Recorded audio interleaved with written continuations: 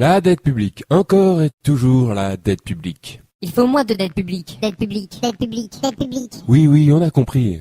Mais en effet, il y a de quoi la prendre au sérieux, cette fameuse dette publique. Son impact est mondial, et rares sont les pays qui ne sont pas sévèrement touchés. La preuve, la dette publique mondiale n'a cessé d'exploser au cours de ces dernières décennies. Mais pourquoi autant de dettes? Que faudrait-il faire? Il faut moins de dépenses publiques. Plus de compétitivité. Un plan d'austérité. Tout privatiser. Oula, doucement, vous en êtes bien sûr? Déjà, comment expliquez-vous que autant de pays soient endettés à ce point-là? C'est bizarre quand même. Et pourquoi ne parlez-vous pas du système des réserves fractionnaires? De la création monétaire par le crédit? Ou de l'article 123 du traité de Lisbonne? Il me semble que c'est important. Hein, quoi? Hein? Je vois, vous ne savez pas ce que c'est. Eh bien, dans ce cas-là, il va falloir que je vous explique.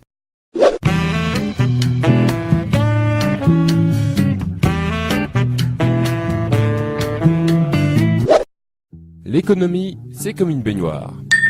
La monnaie est son eau. La règle est de la remplir avec la bonne quantité. Ni trop, ni pas assez. Quand une économie est en croissance, c'est comme si la baignoire grossissait. Il faut donc rajouter de l'eau, c'est-à-dire créer de la monnaie. Donc une première question s'impose. Comment est créée la monnaie?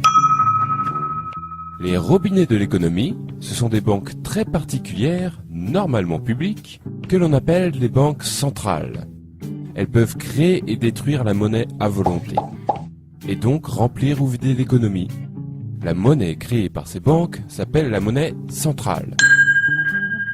Mais, petite astuce, il existe un deuxième robinet, constitué des banques commerciales, c'est-à-dire les banques privées. Cependant, ce robinet fonctionne d'une manière un peu particulière. Je vous explique. Lorsque l'on fait un emprunt dans une banque, la plupart des gens s'imaginent que la banque donne une partie de l'argent qui est dans ses coffres. Eh bien, pas du tout. La banque va en réalité créer l'argent qu'elle prêtera par une simple écriture comptable. Cet argent sera détruit au fur et à mesure que le prêt sera remboursé. Ce procédé se nomme tout simplement la création monétaire par le crédit.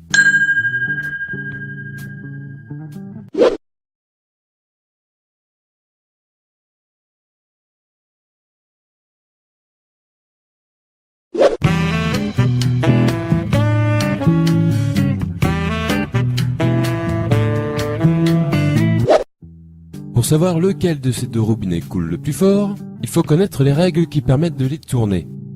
Première règle, l'article 123 du traité de Lisbonne.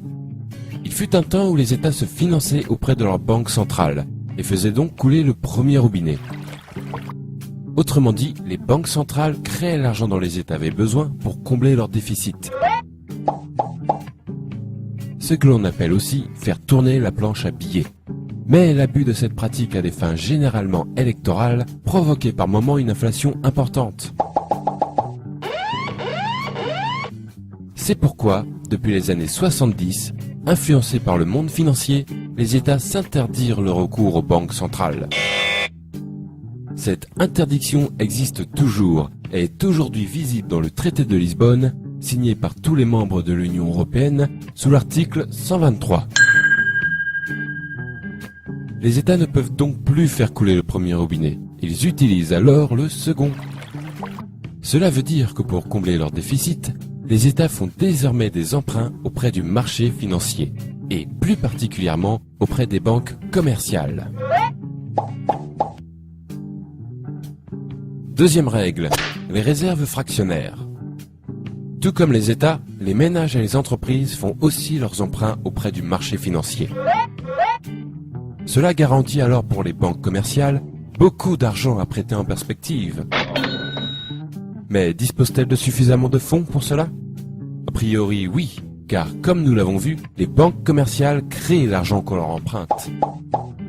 Mais il existe une limite, que l'on appelle le taux de réserve.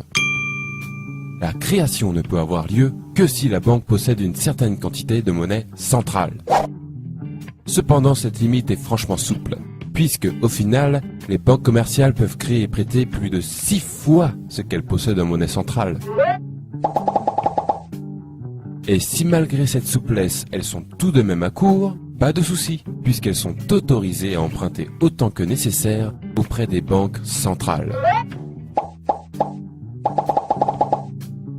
Cela laisse donc pas mal de liberté au second robinet. Ce système plutôt méconnu s'appelle le système des réserves fractionnaires. Il est pourtant répandu dans le monde entier.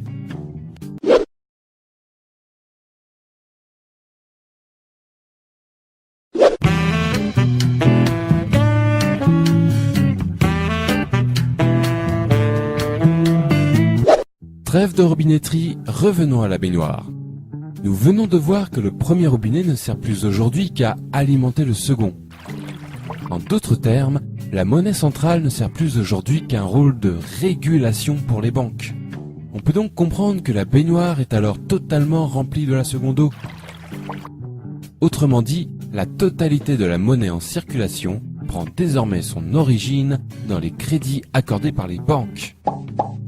En effet, l'essentiel de la monnaie est de la monnaie dite scripturale, c'est-à-dire de la monnaie issue du crédit. Or, il y a un problème avec cette eau. Elle s'évapore.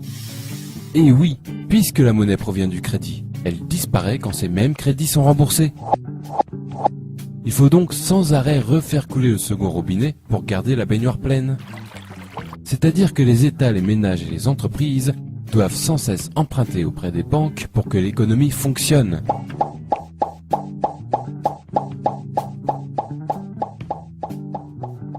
Deuxième problème, cette eau coûte très cher. En effet, les crédits accordés par les banques s'accompagnent d'un taux d'intérêt servant à rémunérer la banque. Il faut par conséquent payer perpétuellement des intérêts sur cette monnaie scripturale qui remplit l'économie. Et je peux vous le dire, cela représente un sacré pactole pour les banques et leurs créanciers. Et un sacré manque à gagner pour tous les autres. On va voir combien ces fameux intérêts peuvent coûter avec un exemple concret. L'énorme dette publique française. Respectant les règles qui ont été décrites, l'État français ne fait plus appel à sa banque centrale et paye donc des intérêts depuis 1973.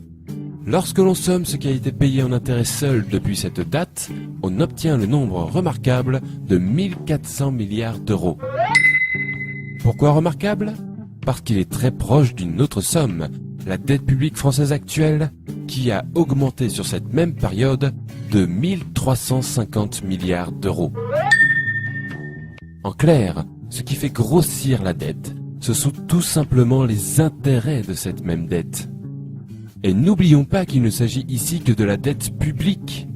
La dette des entreprises commerciales françaises, par exemple, elle, est aujourd'hui de 7000 milliards d'euros. Les raisons d'un tel florilège de dettes publiques et privées partout dans le monde sont maintenant plus claires.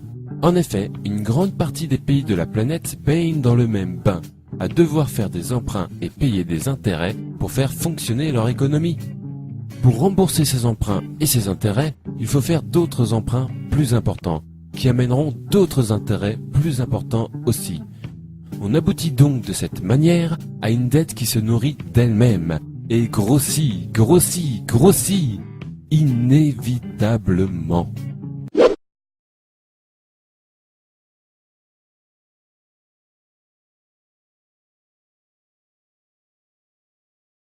Vous avez déjà dû entendre que la dette publique est provoquée par une mauvaise gestion des dépenses de l'État, ou un manque de compétitivité, et que la seule manière de la résorber est de privatiser l'économie ou d'appliquer des plans d'austérité.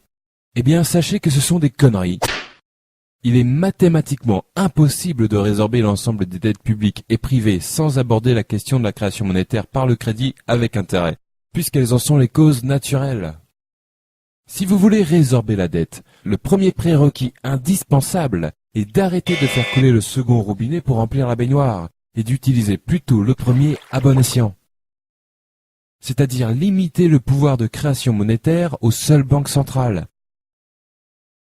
C'est le seul moyen d'obtenir un système monétaire qui n'auto-alimente pas sa propre dette.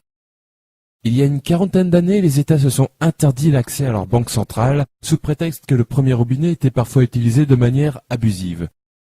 Nous sommes arrivés aujourd'hui à la situation inverse, où le premier robinet manque cruellement et un autre l'a remplacé, remplissant l'économie de dettes impossibles à rembourser. Tout cela, ne l'oublions pas, au profit des grandes banques et de leurs créanciers. Je trouve déplorable qu'un sujet si crucial ne soit ne serait-ce que débattu par la classe politique, ni ne soit jamais traité dans les grands journaux. Merci de votre attention.